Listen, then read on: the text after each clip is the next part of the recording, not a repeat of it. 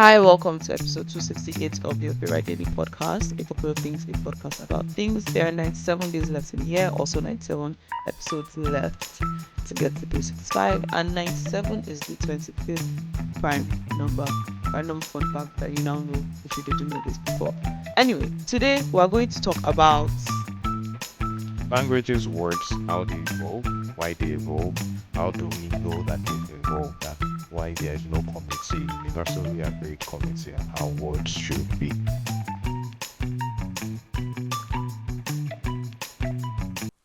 Hey, good evening.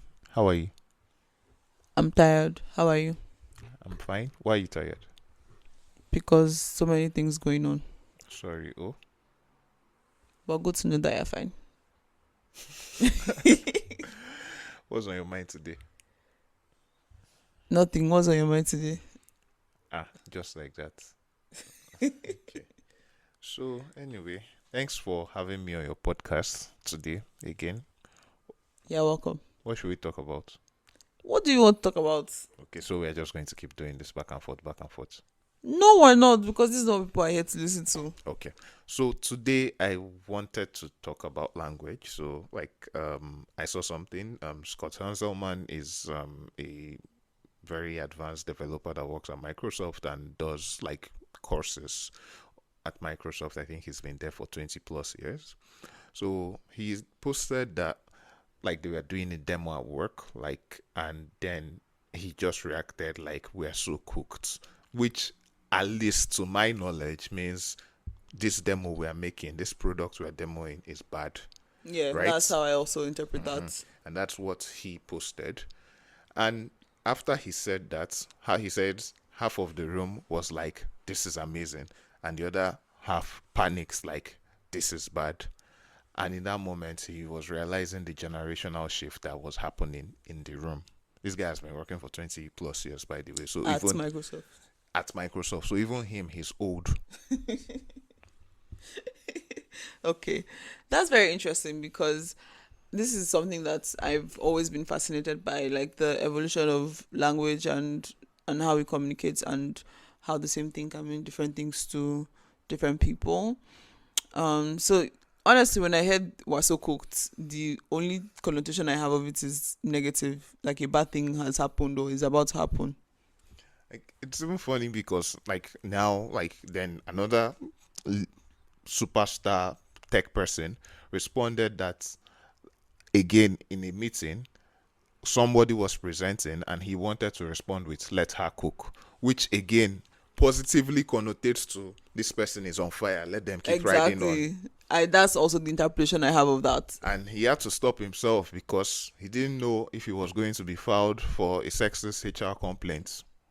So yes, like, and it's at work and across life, we're having situations where language across various cultures, against across various generations, seems to be evolving, and the words are meaning different things. The question now is when do these words change meanings, and like is Who there decided it? who decided that these words have changed meanings? Like, did we get the memo? Did we miss the memo? Is there like a meeting? I know, like for emojis, there's a Unicode consortium, which we'll probably talk about another day. Like, how do they sit down on a round table and decide the thumbs up emoji or thumbs down emoji or changing the gun emoji from that revolver to a water gun? Like, how do they have their meetings? So, do we have a Unicode consortium for like informal language, and why don't they send us emails every year? I do know that sometimes, like as we have the Urban Dictionary, which isn't like, well, maybe it is now like an official dictionary kind of. I'm not going to use Urban Dictionary definitions at work, please. I'm not saying that you should do that or you shouldn't. Like I don't care whether you use it at work or not. But my point is, there is a sort of informal place where we find the meanings of specific phrases and words as they, become memified, basically. Um, and I do know also that like dictionaries like the Merriam-Webster and the Oxford Dictionary, they often do this thing where they incorporate at least English words or words in the Anglosphere that have evolved in some, or new words that people have made up, or new meanings for existing words, and they include that in the dictionary after some time. And I remember reading about this a very, very long time ago. Like I can't even, I didn't even know where that memory came from, but it was a very, very long time ago, where they talked about how there's no like hard metric on how they decide to actually incorporate those words or the new meanings. It's just like when there's a vibe shift, like they just see that, oh, this word is everywhere and everyone is using it in this way, then it becomes a part of the official English dictionary, English language, whatever. But I feel like even outside of that, there is a way in which, like, I don't feel that the words or the new meanings have to be formally, academically, so to say, recognized for it to be valid, basically.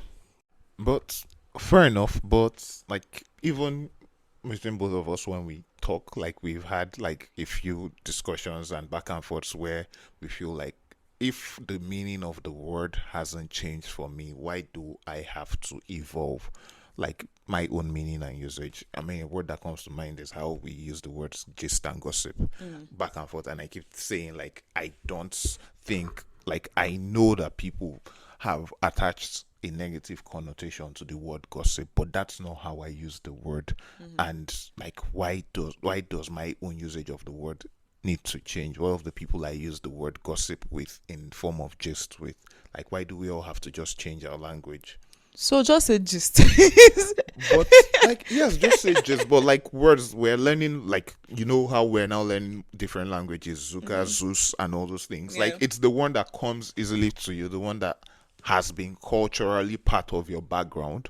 Then you have to change it. Like, I think if I'm now thinking about words that have changed meanings over the time, both in informal settings and even at work, like starting from work, we now have sensitivity trainings on stuff like master slave for like GitHub and GitHub branches that caused controversy. But that's one of those situations Where the evolution where is. the evolution was necessary. But all of stuff like there's also taking it quote unquote too far, like stuff I'm like wondering where you're going with of this. like no, I mean like blacklists and whitelists, allow lists, block lists, blind spots, all those I things. don't think it's taking like it too far, no, though. but you it's like Why is it taking it too far? Why is Master Slave not taking it too far, but Blacklist is taking it too far? I plead the fifth. No, I want, like, why is it taking it too No, far? I guess maybe taking it too far may not be the correct thing, but it's really about how like now we people are essentially charged with. I mean, this is now in the formal settings, obviously, but people are essentially charged with looking through the words of the English dictionary that we use on a daily basis and trying to get us to change the meanings. But even trying to change the meanings and the usage is not universally agreed on. It's become one of those things that is an unspoken rule, quote unquote, for a group of people. What happens when a new person comes? Like, Then they learn. Like, I don't think it's that deep. It's like if there is a way that things have been said before, and it's like, oh, there are people who this, like, using these kinds of phrasing does not make them feel included or makes them feel some type of way. I don't think it's too much to say, okay, let's not say those words, which is not to say that, oh, if you ever say those words you need to be burnt at stake or whatever. It's just people learn. You learn new words, you learn new language every day, and sometimes it may take time for your vocabulary to entirely change. And yeah, and sometimes you forget, or sometimes you don't even know, because I didn't know about this blacklist, for example, or blind spot thing, for example, until like, when did I do that talk? In March, yes. When somebody gave a talk about it at an event that I went to, and I was like, oh, okay, I see. And sometimes I still say blind spot and blacklist, but then I catch myself like, oh, okay, no, that's not the phrasing to use anymore. Like, there's more inclusive, better phrasing and a better way of saying it. okay, away from the formal examples, the Yeah. examples were needed, back to informal that inspired this. Let her cook, we're so cooked. Yes. What are the gist, gossip? What are the examples of like words and phrases used informally that the meanings have changed over time? And then in those situations, because these are informal words and phrases, it's like The formal ones, yes, there's a justification for changing the meaning because this is formal communication. But informal communication is also part of culture. It's part of like a generation, like you said about Gen Zs and millennials. Example, like why should I wake up one Slay. morning, sleep, it means something on fleek, demure, very mindful. It means something else nowadays. So Like I think that is just how I feel like I'm not a linguist or anything, but I feel that languages evolve in two ways. There's like the intentional, we are changing the meaning of this word, or we are using a different word to connote this thing, and it's an intentional choice. And then there's just things that just come up, like for example, slay, and how it's used now versus how people would have said slay like before. It's just, oh, this just came up and this is just now part of how we talk now. And I think that sometimes we're overthinking these things. And my favorite example is severally. You know how for years Nigerians use severally in the opposite of its meaning, or even literally or and figuratively, and how that was a whole fuss, and everybody was like, no, literally means this, you can't use literally to mean figuratively. But well, now in the dictionary, in the actual dictionary, literally now means figuratively, and everybody's okay, the sky didn't fall, we're all moving on.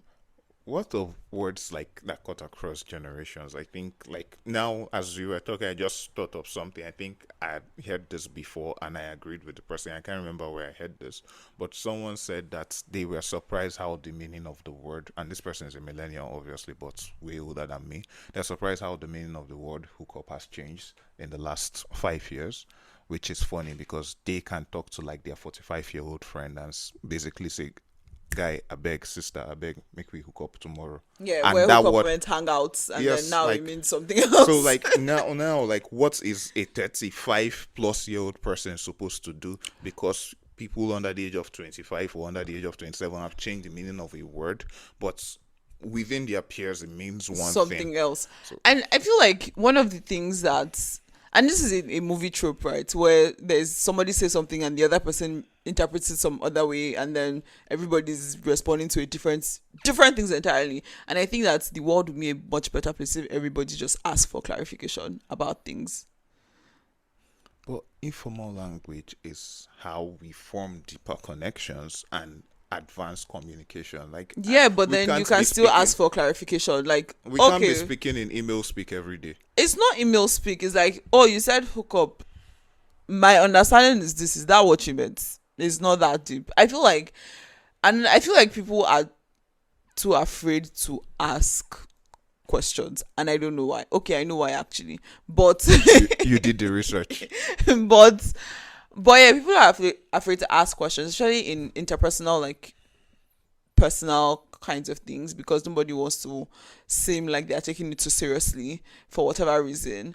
But I just feel like people just need to ask more questions, full stop. Like, okay, I don't know what you just said. Like, people, like, okay, you said a word, I don't, what do you mean? I don't get it. Like, it's not a big deal if you don't get something, just say you don't get it. Why must we all pretend like we know the thing? Like, somebody said something to me, and they said, I think you were like slay, and I was like, okay, I understand what slay means, like in the context, but I'm not sure, is this what you mean? And they explained, and I was like, oh, okay, cool, now I know. Oh, there's a risk that tomorrow the person will think you're not cool, and the person I will don't start talking to you in email speak, which doesn't advance the relationship. What does it mean that the person doesn't think I'm cool?